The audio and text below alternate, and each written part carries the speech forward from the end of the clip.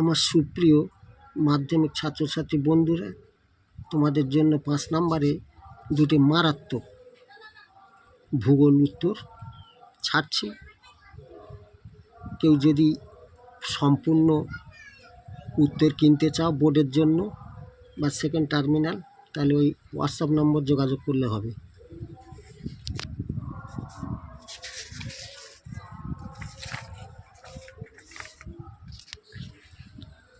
ভারতের জনসংখ্যায় অসম্পূর্ণতা বন্টনের বা জনসংখ্যা বন্টনের তারতম্যের 5টি কারণ আলোচনা করো।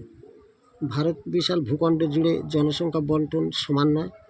এর পেছনে বিভিন্ন প্রাকৃতিক, অর্থনৈতিক ও সামাজিক কারণ কাজ করে। প্রাকৃতিক কারণ: 1. পাহাড়ি অঞ্চল, হিমালয়, সোয়াগ্রি মালা ইত্যাদি পাহাড়ি অঞ্চলে সাধারণত জনবিরল। এর কারণ হলো এই অঞ্চলগুলিতে খাড়া ঢাল, অধিক উচ্চতা, শীতল জলবায়ু এবং কৃষি ও অন্যান্য অর্থনৈতিক কার্যকলাপের জন্য অনুপযুক্ত ভূমি।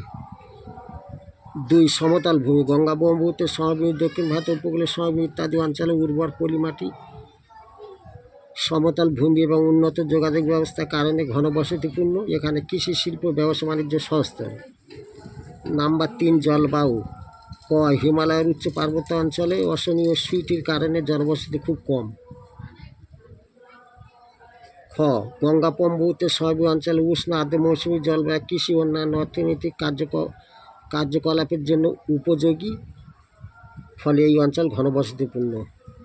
গ. থর মরুভূমি অঞ্চলে জলের অভাব এবং উচ্চ তাপমাত্রার কারণে জনবসতি খুব কম। 4. মৃত্তিকা, পলি, দোআঁশ, কৃষ্ণ মৃত্তিকা উর্বর হয়। এই ধরনের মৃত্তিকা সম্পন্ন অঞ্চলে কৃষি সমৃদ্ধ এবং জনবসতি ঘন।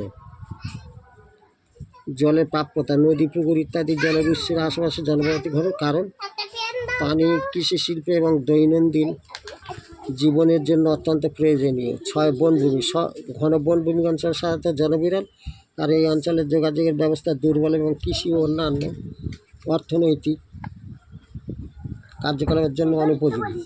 অর্থনৈতিক কারণে: 1. কৃষি, উর্বর মৃত্তিকা সম্পন্ন অঞ্চলে কৃষি উৎপাদন বেশি, এর ফলে এসব অঞ্চলে জনঘনত্ব বেশি। শিল্প কেন্দ্রগুলিতে ব্যাপক কর্মসংস্থানের সুযোগ থাকে, ফলে শিল্প কেন্দ্রগুলির আশেপাশে জনসংখ্যা ঘনত্ব বেশি। ব্যবসা বাণিজ্য, বড় বড় শহরগুলিতে ব্যবসা বাণিজ্যের কেন্দ্র হিসেবে কাজ করে, ফলে এসব শহরে জনসংখ্যা ঘনত্ব বেশি।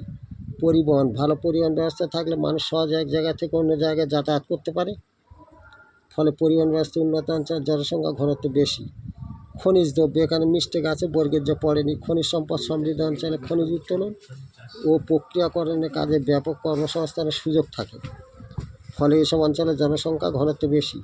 সামাজিক কারণে: 1. ধর্ম, বিভিন্ন ধর্মের মানুষের বসবাসের পদ্ধতি ও সামাজিক রীতি অনুসারে জনসংখ্যা বন্টন হতে পারে। ধর্মীয় তীর্থস্থানগুলির আশেপাশে সাধারণত জনসংখ্যা ঘনত্ব বেশি। 2. শিক্ষা সংস্কৃতি, সংস্কৃতি উন্নত অঞ্চলে মানুষের জীবনযাত্রার মান উন্নত হলে সব অঞ্চলের জনসংখ্যা ঘনত্ব বেশি।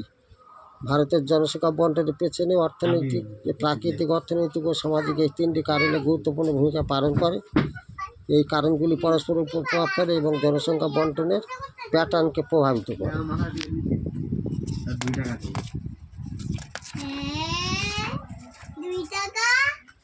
সমুদ্রস্রোত সৃষ্টির কারণগুলি লেখো। সমুদ্রের পৃষ্ঠ জল রাশি প্রাকৃতিক কারণে এক স্থান থেকে অন্য স্থানে দিকে নির্দিষ্ট পথে সারা বছর ধরে নিয়মিতভাবে ধীরে ধীরে একমুখী প্রবাহকে সমুদ্রস্রোত বলে। সমুদ্রস্রোত সৃষ্টির কারণগুলি হলো: 1. নিয়ত বায়ু প্রবাহ, এখানে বানান মিস্টেক আছে, বায়ু হয়ে গেছে।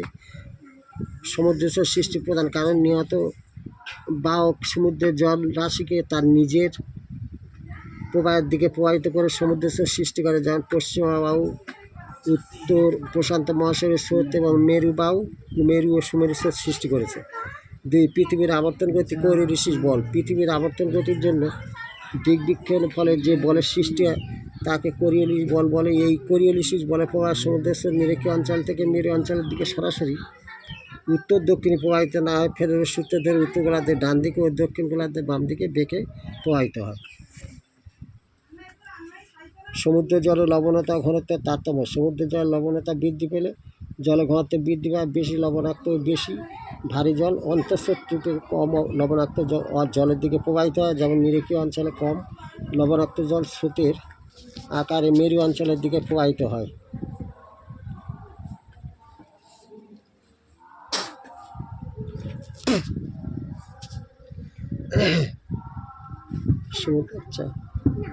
চার, সমুদ্র জলে উষ্ণতার তারতম্য। সূর্যরশ্মি পতন কোণের তারতম্যের জন্য সমুদ্র জল উষ্ণতার তারতম্য হয়। নিরক্ষীয় অঞ্চলে সূর্যের লম্বকিরণে সমুদ্র জল অধিক উত্তপ্ত প্রসারিত হয়, ফলে এই বৈশ্বিক রূপে মরে অভিমুখী হয়।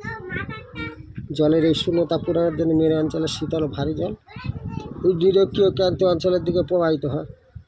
হিমবাহের গড়ন। মেরু অঞ্চলের সমুদ্রের কোনো অংশে বরফ গলে গেলে সেখানে জলের পরিমাণ বেড়ে যায়। এই জল প্রবাহিত হয় সমুদ্রের স্রোত সৃষ্টি করে।